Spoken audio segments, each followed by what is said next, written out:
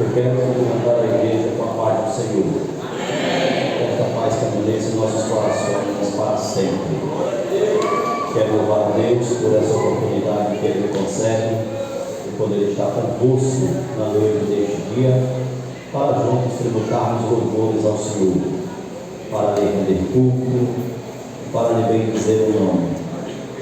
Eu quero agradecer a Deus por essa oportunidade que Ele nos faculta de poder estar convosco, e nesse momento também agradecer ao irmão Leandro, que ele fez o convite. No agradecimento feito ao irmão Leandro, é óbvio que agradeço ao pastor Davi Adriano, porque sem a sua essência eu não estaria aqui. Eu louvo a Deus por sua vida, pastor Davi, e a minha oração é que Deus continue abençoando de forma toda especial. Que as bênçãos que Deus derramar sobre a vida do pastor Davi Adriano sejam extensivas ao rebanho do Senhor sobre os seus cuidados. Que a área de 32 continue crescendo e prosperando para a glória, louvor e exaltação do nome daquele que era, daquele que é e daquele que há de vir, o Senhor das nossas vidas. Parabenizar a congregação por seus 36 anos. Que Deus continue abençoando e que o nome do Senhor continue sendo glorificado, sendo exaltado através desta congregação.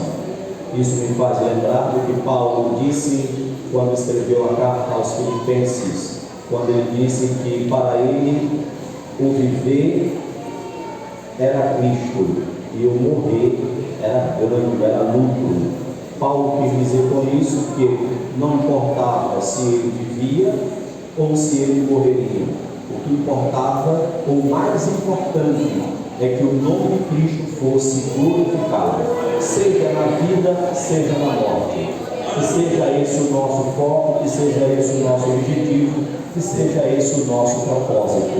O importante é que o nome de Cristo seja glorificado.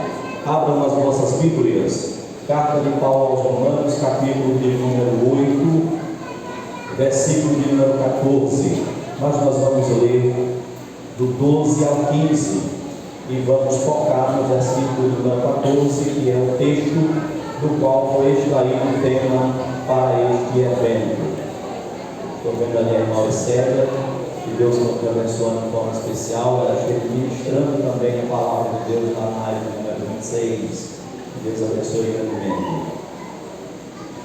Romanos 8, 12 a 15 diz assim: de maneira que, irmãos, somos devedores, não à carne, para viver segundo a carne, porque se viverdes segundo a carne, morrereis, mas se pelo Espírito mortificardes as obras da carne, vivereis, as obras do corpo, vivereis. Porque todos os que são guiados pelo Espírito de Deus são filhos, esses são filhos de Deus.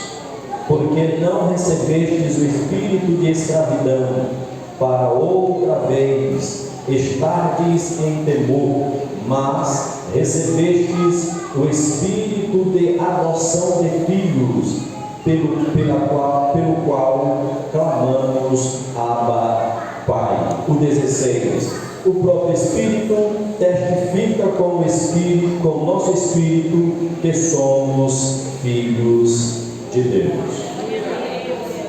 Paulo esteve preso em Roma, e chama a nossa atenção o fato de Paulo ter tido estado preso em Roma, e diferente de Roma, Filipos. Porque quando Paulo esteve preso em Filipos, a Bíblia diz que Paulo e Silas oravam, e pela madrugada, depois de terem louvado e também orado, houve um tremor de terra, as cadeias caíram das mãos e pés, tanto de Paulo quanto de Silas, os portões do cárcere foram abertos e todos os presos estiveram livres ou ficaram livres, porém não fugiram, porque Paulo disse: olha, ninguém sai daqui, fiquemos todos aqui. O que chama a nossa atenção é que o mesmo Deus que quis abrir as portas da prisão para Paulo em Filipos, não quis abrir a porta da prisão para Paulo em Roma. Isso chama a nossa atenção. E diga-se de passagem, que da prisão aonde Paulo estava, ele escreveu várias de suas cartas. Nós poderíamos destacar a carta aos próprios Filipenses, a carta aos Colossenses, a carta aos Efésios, a carta a Filemon. Foram cartas que Paulo escreveu quando esteve preso em Roma. E dizem aí os estudiosos, e fica isso muito claro quando nós lemos a própria carta escrita aos Romanos, que Paulo evangelizou toda a guarda pretoriana. Vamos entender o local onde Paulo estava preso, pensando em uma cruz. Quando nós olhamos ou visualizamos uma cruz, tem um eixo central, tem a haste vertical e a haste horizontal, e há um eixo que é o centro. Então vamos pensar na estrutura da casa, do presídio, também do prédio ou do prédio público, e também dos haréns. Dessa forma, essa estrutura que a cruz, que tem 4 pontos, então em um ponto estava o palácio, a casa real, em outra estava a prisão, em outra estava ou ficavam prédios públicos, aonde se reunia o Senado para as reuniões, e em outra estava lá o harém, a casa das mulheres e outras coisas que eram importantes e ficavam na praça, vamos imaginar assim, uma praça central. Então Paulo evangelizou todos os guardas que compunham a guarda pretoriana, não todos os soldados romanos, mas a guarda pretoriana, ou seja, os guardas que faziam a guarda real, ou que faziam a guarda do império ou da casa real. Porque nessa troca de turno, então Paulo evangelizou todos os soldados que compunham aquela guarda pretoriana. Isso é tão verdade que quando ele escreve a carta aos Filipenses, ele diz: olha, a igreja que está na casa de César saúda vocês, manda cumprimentos a vocês. A igreja que estava na casa de César era exatamente romanos, ou soldados romanos que haviam se convertido ao cristianismo. Exatamente, haviam se convertido ao cristianismo e agora formavam a igreja romana, ou a igreja que estava em Roma. Não necessariamente a igreja romana, mas a igreja que estava em Roma. E é exatamente para essa igreja que Paulo escreve essa carta. Ele escreve essa carta com a intenção de instruí-los, com a intenção de orientá-los, porque as cartas elas foram escritas com a finalidade de tratar erros teológicos, erros doutrinários ou questões que envolviam a moral da igreja, como por exemplo a própria carta escrita aos Filipenses. Ele escreve para tratar uma demanda que surgiu a partir de 2 irmãs, Evódia e Síntique, que a igreja acabou se dividindo. A primeira carta aos Coríntios, ele escreve e trata algumas demandas, como inclusive um caso de incesto que havia dentro da igreja de Corinto, de acordo com o que está registrado na primeira carta, capítulo de número 5. Então ele escreve para tratar erros doutrinários, teológicos ou problemas que estavam acontecendo dentro da igreja naqueles dias.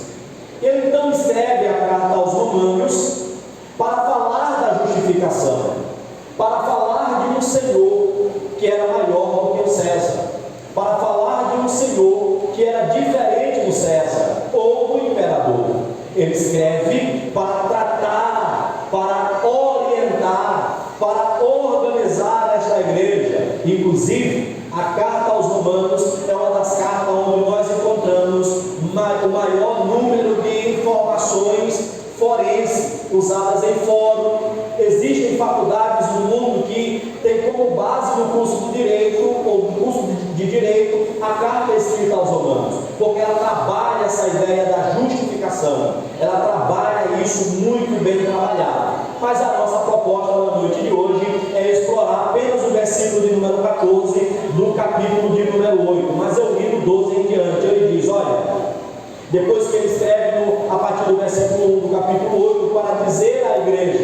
não havia mais nenhuma condenação para os que estavam em Cristo. Ele vai tratando e dizendo que a igreja agora deveria deixar de andar na carne e passar a andar no Espírito. E aí tem duas palavrinhas quando ele usa essa expressão, andar na carne e também no Espírito. A palavra katasarka, que é a palavra que daí vem a ideia de andar na carne, ser guiado pela carne, movido pela carne, conduzido pela carne. É alguém que age pela carne, vive por impulsos carnais. E diga-se de passagem que quando a Bíblia usa a expressão carne, ela está falando da ideia, ela está falando do homem caído, do homem que perdeu o seu status luminoso lá no Éden, quando pecou contra Deus. Não necessariamente carne no aspecto mais puro da palavra, mas as ações de um homem caído. Essa é a ideia de carne no texto bíblico.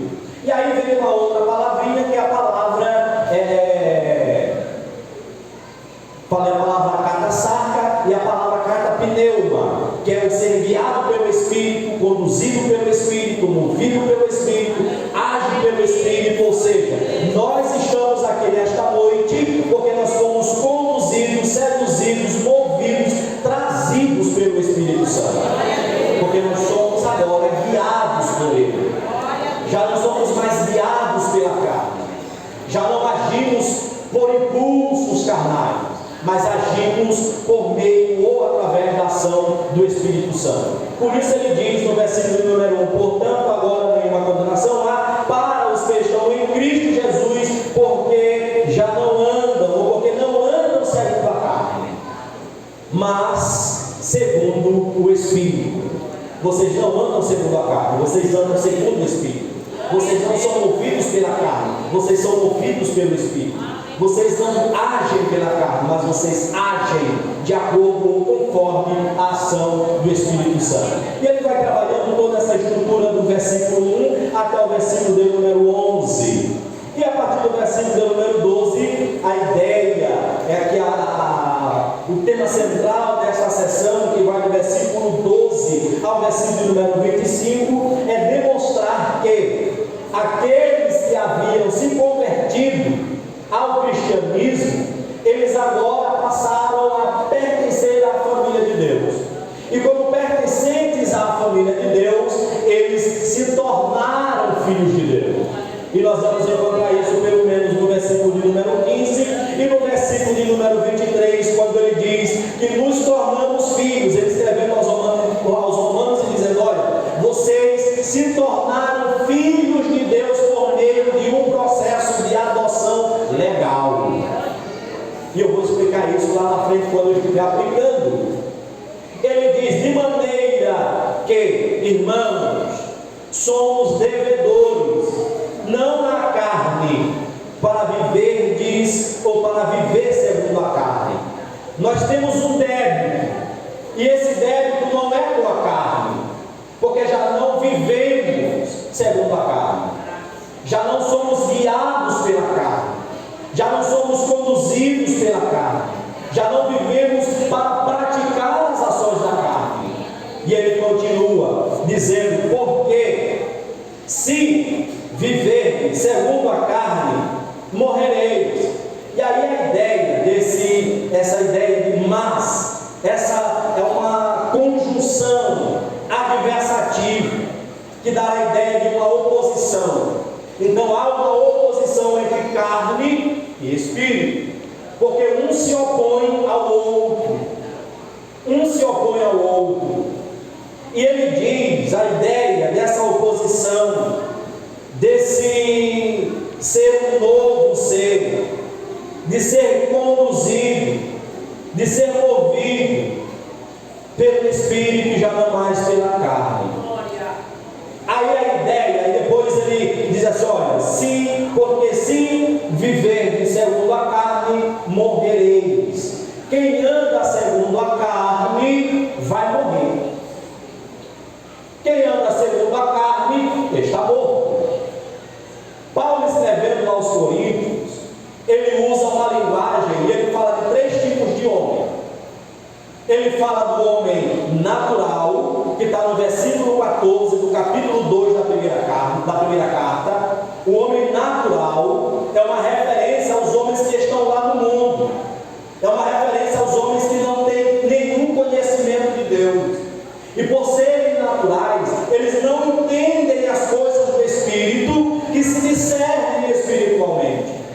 E aí no capítulo de número 3, a partir do versículo de número 1, ele diz: olha, eu quis muito ter escrito a vocês como se eu estivesse escrevendo a homens espirituais, a homens que nasceram de novo, mas, olha uma condição, mas, lamentavelmente, eu escrevo a vocês como se eu estivesse escrevendo a homens carnais. Então vamos lá, o homem natural é o homem que está no mundo, nunca teve nenhum contato com Deus, não sabe o que é Deus, tem fé natural, age naturalmente, para ele tudo é natural, ele não consegue enxergar nem discernir as coisas de Deus. O homem espiritual é aquele que nasceu de novo e consegue discernir as coisas de Deus, porque as coisas de Deus são discernidas por meio do Espírito Santo. E quando o homem é renovado, ele é renovado em seu espírito, e essa renovação espiritual, ela se torna visível em sua vida carnal ou neste corpo. E aí ele fala do homem carnal. Pasmem, homens carnais são aqueles que tiveram contato com a palavra, tiveram contato com Deus, tiveram contato com o Espírito Santo, estão aqui, participam do culto, fazem o culto, dizimam, ofertam, estão cantando nos vocais, pregando, mas são homens carnais. Poderia não ser? Aí Paulo diz: olha, isso é tão verdade que vocês são carnais, o que eu estou falando lá no capítulo número 3 da primeira carta aos Coríntios. Isso é tão verdade que vocês são carnais, que há entre vocês, aí ele vai dizendo, inveja, lascívia, prostituição, fornicação, facção, dissensão, divisão. Então vocês são carnais. Aí ele vai dizer, que ele diz: eu vou dizer por que vocês são carnais. Porque vocês dizem, uns dizem eu sou de Paulo, outros dizem eu sou de Apolo, outros dizem eu sou de Cefas, e outros dizem eu sou de Cristo. Aí ele corrobora dizendo: não é verdade que vocês são carnais? Porque se vocês fossem espirituais, não haveria isso entre vocês. Por essa razão, aquele que anda segundo a carne, que é movido pela carne, ou que é devedor da carne, ele morre. Ele morre. Na verdade, ele já morreu. Aí ele continua: mas, aí aqui tem uma outra, é a ideia dessa conjunção adversativa, que ela vem antes de uma pergunta ou de algo que será enfatizado. Mas, se, aí ele usa esse mas, e usa também aqui uma preposição que dá a ideia de uma condição. Se pelo Espírito mortificardes as obras do corpo. Aí ele diz: sabe qual é o resultado disso? Vocês terão vida, vocês viverão, vocês terão vida. Se mortificardes as obras da carne em vosso corpo, vocês terão vida. Para que tenham vida é preciso que as obras da carne, que são elas, aí quando ele escreve aos Gálatas, a partir do capítulo número 5, ele vai dizer que as obras da carne são, aí ele diz, uma série delas: adultério, fornicação, prostituição, bebedeiras, e ele vai trazendo uma lista, e ele diz ainda, coisas e coisas semelhantes a estas. Então o que significa dizer que ele não concluiu a lista das obras da carne, e é preciso que a igreja tenha cuidado com isso. Paulo estava dizendo: olha, agora vocês já não são mais carnais, vocês são espirituais, vocês nasceram de novo, vocês tiveram contato com a palavra, e ao ter contato com a palavra, vocês também tiveram contato com Cristo, e é impossível ter um contato com Cristo e não ter a sua vida mudada. É impossível ter um contato com Cristo e não ter a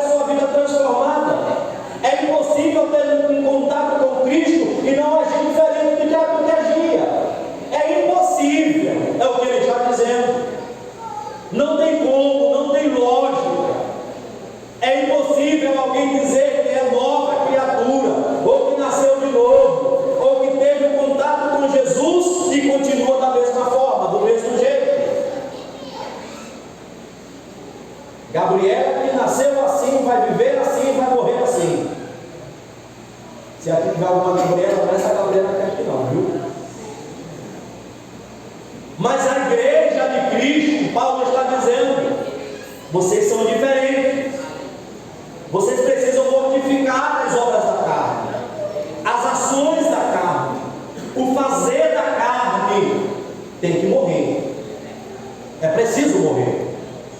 Aí no versículo 14 ele diz: porque todos, olha só, ele vem traçando uma linha de pensamento.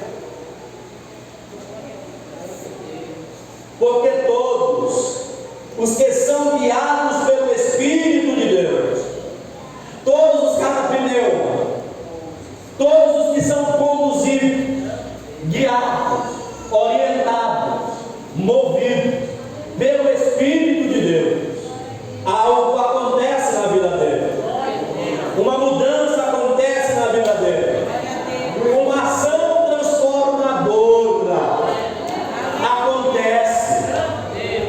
Que ação transformadora é essa? Esses se tornam filhos de Deus. São pessoas transformadas, são pessoas mudadas, são pessoas que passaram por um processo de transformação, são pessoas que antes eram mentirosas, agora não são mais, são pessoas que antes roubavam, agora não roubam mais, eram pessoas, ou são pessoas que eram adúlteros ou adúlteras, agora já não são mais adúlteras, são pessoas que eram contendiosas, mas agora já não são, porque elas se tornaram filhas ou filhos de Deus. São pessoas que passaram por um processo de mudança. E ele diz: olha só, sabe por que vocês são filhos de Deus? Porque vocês receberam, porque vocês não receberam o espírito de escravidão. Vocês só são filhos de Deus porque o espírito que vocês receberam não é o espírito de escravidão. Ele já tinha falado isso lá no capítulo número 6. Porque o salário do pecado é a morte. Ele já tinha dito também no capítulo número 6, a partir do versículo 20, que eram escravos. Olha só o que ele vai dizer aqui, ó. Mas agora, libertos ou libertados do pecado e feitos servos de Deus, tendes o vosso fruto para a santificação e por fim a vida eterna. Ele estava desmistificando na cabeça dos romanos e dizendo que ao se entregarem a Cristo, ao reconhecerem a Cristo como Senhor de suas vidas, como o Quírios de suas vidas, eles agora já não eram mais escravos, eles eram livres, eles eram libertos, porque eles haviam recebido um espírito que não era um espírito de escravidão, mas um espírito de liberdade. E aí ele vai dizer: olha só, para outra vez estardes em temor, mas recebestes o espírito de adoção de filhos, pelo qual clamamos, Lebe, Cholete, Abba Pai. Pelo qual clamamos, Abba Pai. É esse espírito, ou por esse espírito que vocês receberam, é que vocês são guiados. E se vocês são guiados por esse espírito, as vossas ações devem ser diferentes, as tuas ações devem ser diferentes, as tuas motivações devem ser diferentes. Se é guiado pelo Espírito, você age diferente, você pensa diferente, você fala diferente, você é uma pessoa diferente. Depois de explicar, eu quero aplicar duas verdades só, somente duas verdades. A primeira verdade que eu quero aplicar, a verdade que eu quero aplicar, quando eu falo de verdade a ser aplicada, é aquilo que nós devemos pôr em prática, é aquilo que nós devemos tomar como ensinamento para vivermos a nossa vida cristã. A primeira verdade que eu quero aplicar com base no que eu expliquei, é: carne, anotem aí, carne não se santifica, carne se crucifica. Carne não se santifica, carne se crucifica. É o que diz a palavra. Olha o que diz o versículo de número 15 do capítulo de número 8: porque não recebeis o espírito de escravidão.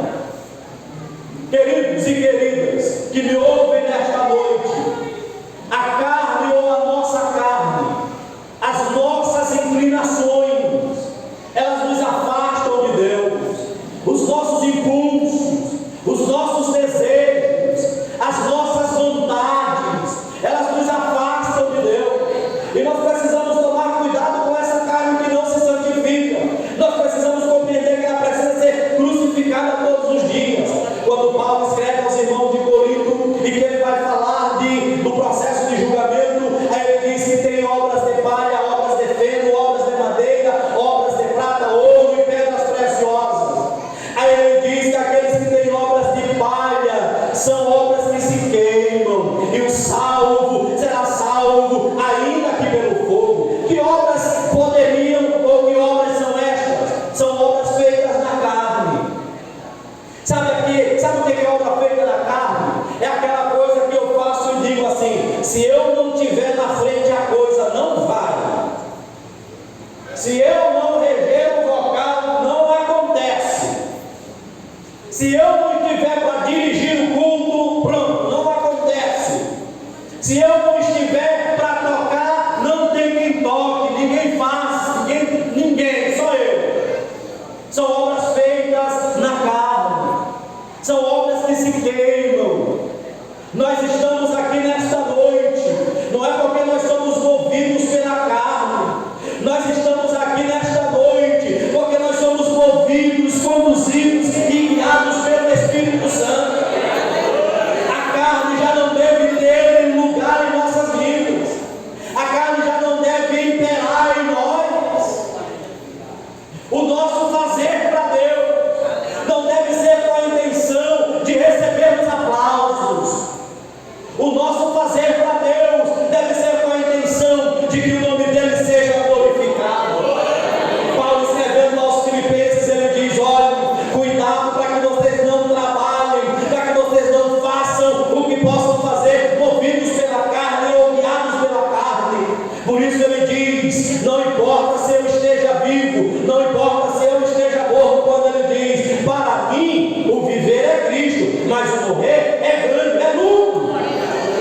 Para mim o que importa é que o nome de Cristo seja glorificado.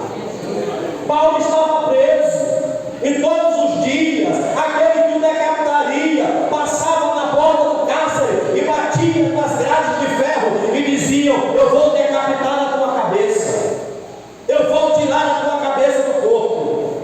Mas Paulo não se deixou abater, ele não se abalou, muito pelo contrário. Ele, escrevendo aos irmãos de Filipos, ele dizia: eu me regozijo e me regozijarei ainda. E os soldados, quando levavam as cartas, eu não entendo a cabeça desse Paulo. Ele está sentenciado à morte, ele está dizendo que se alegra, porque regozijar é estar alegre, é se alegrar e dizer que ainda se alegra mais. Isso é loucura. Por isso Paulo diz que o evangelho para os que se perdem é loucura, mas para nós é o poder de Deus. Louvado seja o nome do Senhor. Carne não se santifica, carne se crucifica. Todos os dias nós somos seduzidos, induzidos, e nós precisamos tomar cuidado para que não caiamos no erro. O nosso pior inimigo dorme conosco. Não é a tua esposa, não é o teu esposo. O teu pior inimigo é tu mesmo. O meu pior inimigo sou eu mesmo. Porque aonde eu vou, eu vou. Aonde eu vou, eu tenho que me levar. Aonde você vai, você tem que se levar. Você não se aparta de si. Tiago diz que as nossas guerras, elas partem de nós mesmos. A concupiscência dos olhos, a concupiscência da carne e a soberba da vida, ela parte de nós mesmos.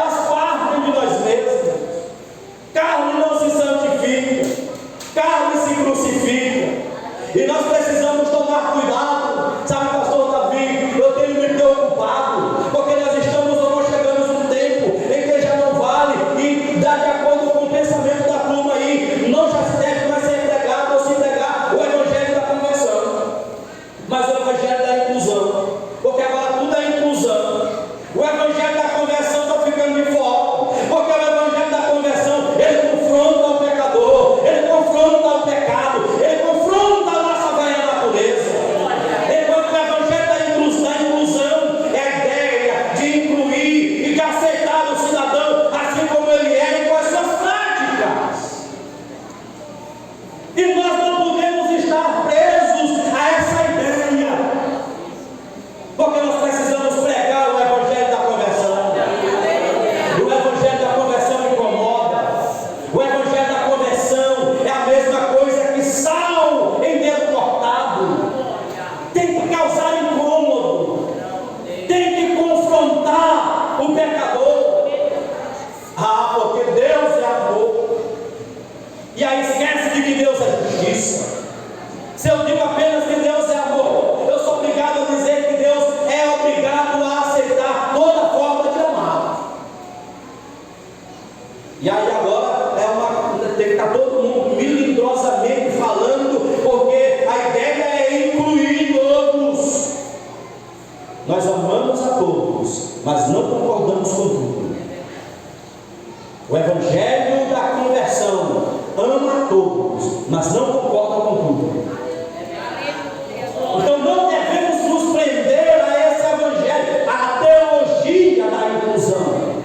Não estou dizendo que não se deve ter na igreja uma pessoa que tem autismo. Eu não estou dizendo que não se deve ter na igreja uma pessoa que deixou as suas velhas práticas homossexuais e veio para a igreja e serve a Cristo. Não é isso. O que eu estou dizendo é que essa pessoa não pode estar aqui e viver as mesmas práticas que ela vivia. Mas nós estamos vivendo o romantismo evangélico exacerbado. Está morrendo um pecador que se tem notícia, que blasfema do evangelho. Aí alguém diz, retornou para casa. As pessoas estão assim. E agora, quando nós pregamos a palavra para nós mesmos e entre nós, o pastor não pode falar isso. Isso é pesado demais. Não pode ser desse jeito. Não, pastor, o senhor está pegando pesado. É mesmo de crente porcelana. Porcelana fina. Pastor, é verdade. O amor de Deus fora da carne não o justifica. Exatamente. Mas o Espírito Santo, o grande efeito de a pessoa transformada. Lavar o terra. Cuida que estou. Carne não se santifica. Ela tem que ser crucificada todos os dias. Olha o que diz Paulo escrevendo aos Gálatas, capítulo de número 5, versículo de número 24. E os que são de Cristo crucificaram a carne com as suas paixões e concupiscências. Por essa razão é impossível o homem ter um contato com Cristo e dizer que não mudou. Ele pode ter se encontrado com qualquer outra entidade, menos com Cristo. Porque se encontrar com Cristo, ele terá a sua vida transformada. Porque a sua carne tem que ser crucificada. E crucificar a carne com as suas paixões é não ceder aos impulsos carnais que estão dentro de nós, que estão em nós, que fazem parte da nossa estrutura caída, da nossa natureza caída.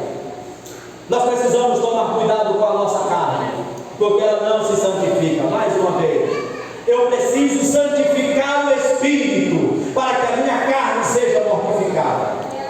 Eu tenho que jejuar, e nós jejuamos errado, irmãos, porque nós jejuamos para ser usado por Deus. Nós jejuamos porque nós queremos receber o milagre. Nós jejuamos porque nós queremos ver e Deus fazer isso e aquilo. Não, na verdade, o nosso jejum deve ser para que nós diminuamos.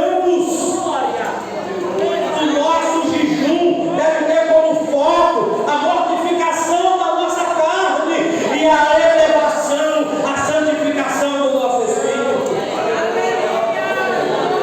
Segunda verdade que eu quero aplicar nesta noite é: os que são guiados pelo Espírito Santo são filhos de Deus. Os que são guiados pelo Espírito Santo são filhos de Deus. O versículo de número 15 do capítulo de número 8 diz que nós fomos feitos filhos de Deus por um processo de adoção. Como é que se dá um processo de adoção dentro da estrutura do Império Romano? Pastor Davi Adriano tem 2 filhas, é isso? As filhas do pastor Adriano são amigas das minhas filhas. Tem 2 filhas e tem um filho.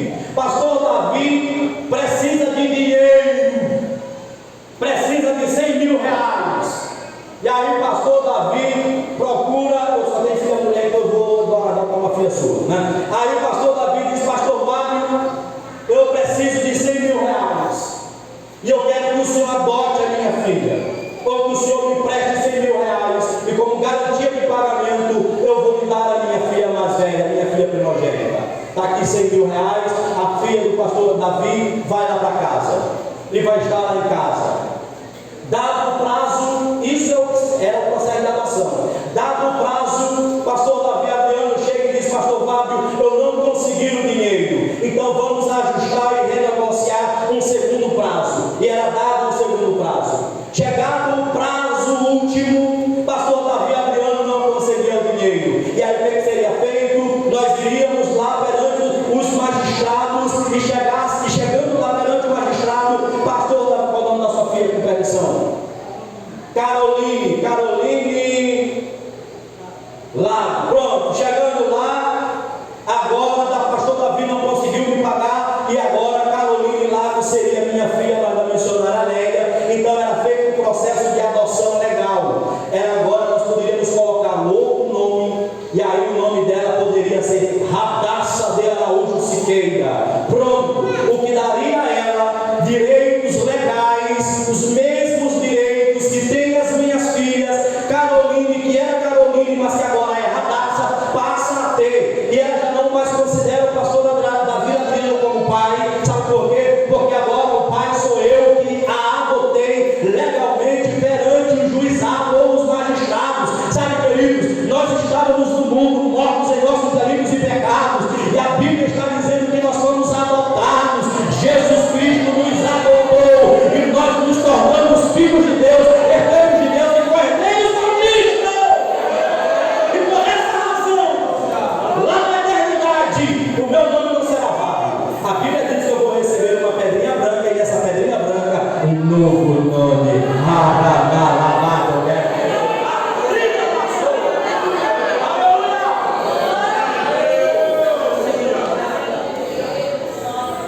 Os que são guiados pelo Espírito são filhos, são chamados filhos, e todo filho é pertencente à família. Paulo, escrevendo aos Efésios, capítulo de número 2, versículo de número 19, ele diz que nós somos membros da família de Deus.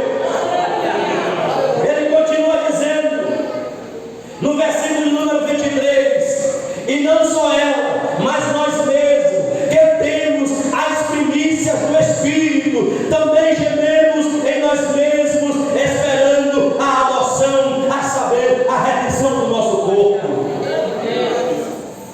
Se você é filho de Deus, você precisa viver como filho de Deus, agir como filho de Deus, falar como filho de Deus, pensar como filho de Deus, ser como filho de Deus, estar e viver como filho de Deus. Paulo, escrevendo aos Colossenses, ele diz que Cristo nos transportou do império das trevas para o reino da luz do Filho do seu amor. E nós agora somos filhos, guiados pelo Espírito, andamos pelo Espírito, movidos pelo Espírito.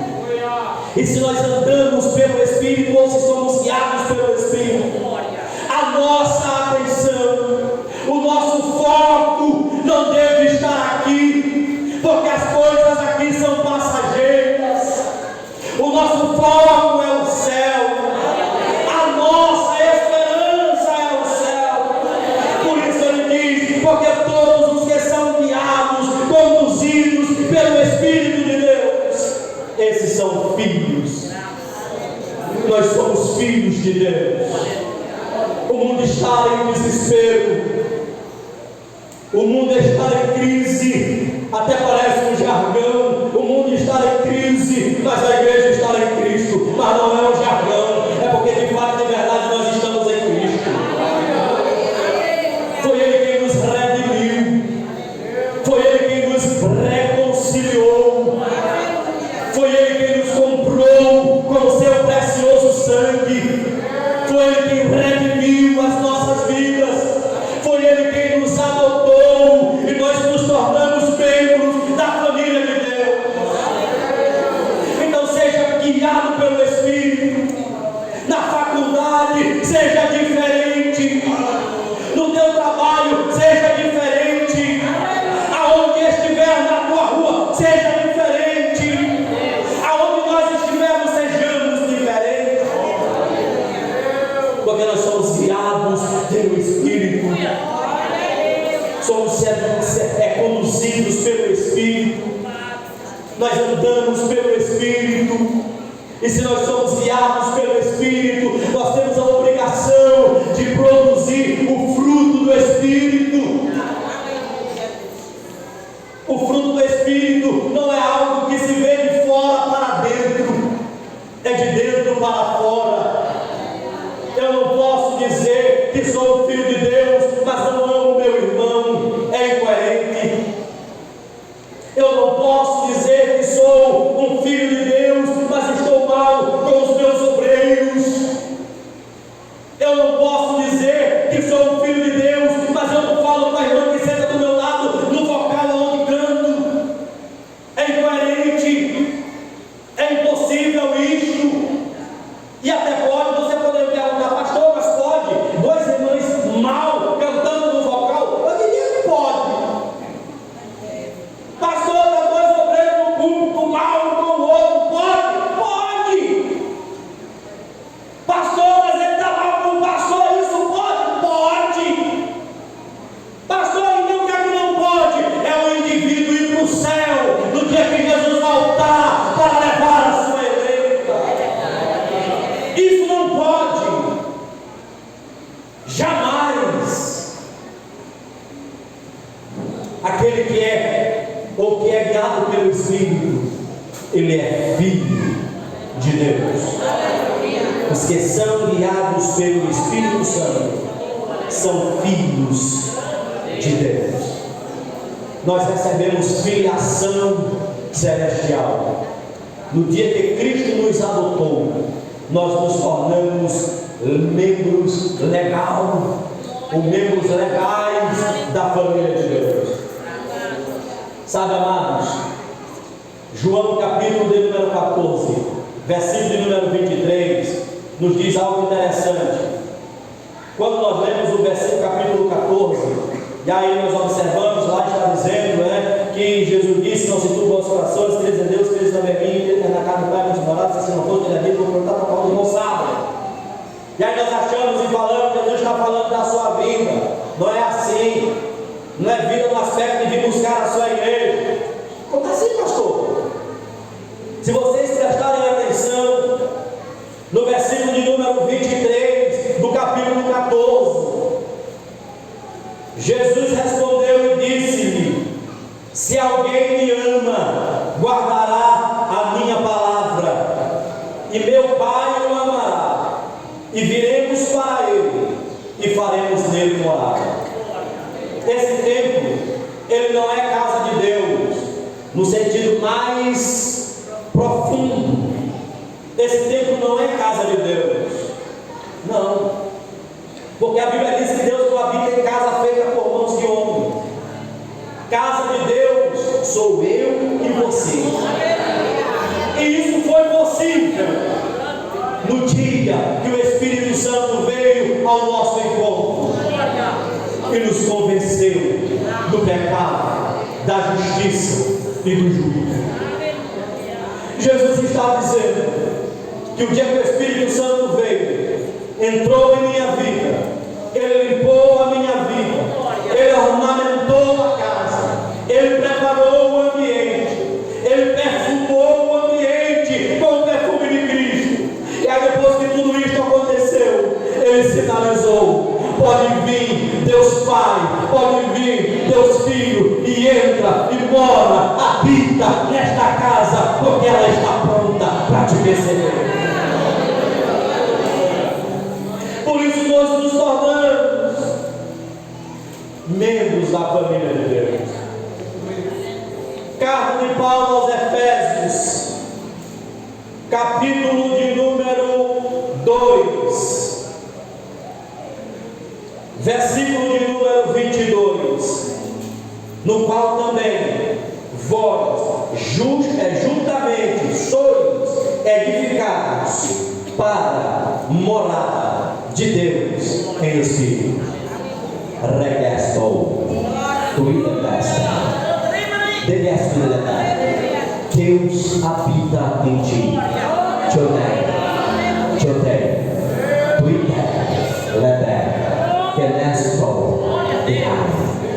Deus habita em nós.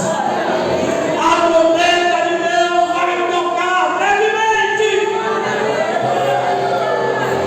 E nós seremos tirados deste mundo. Seremos arrancados deste mundo. E nos encontraremos e estaremos para sempre com o Senhor. Isso só vai acontecer com aqueles que são filhos de Deus. Se tu é filho de Deus, sinta a presença do Papai nesta noite. Se tu és filho de Deus, sinta a presença do teu Pai nesta noite. Sintamos a presença dele. Tem muitos crentes que já não passam de nominais ou de verdadeiros católicos. Se olha o cidadão, não, eu sou católico, mas ele não lê a Bíblia, ele não vai na missa, ele não faz nada do que deveria fazer.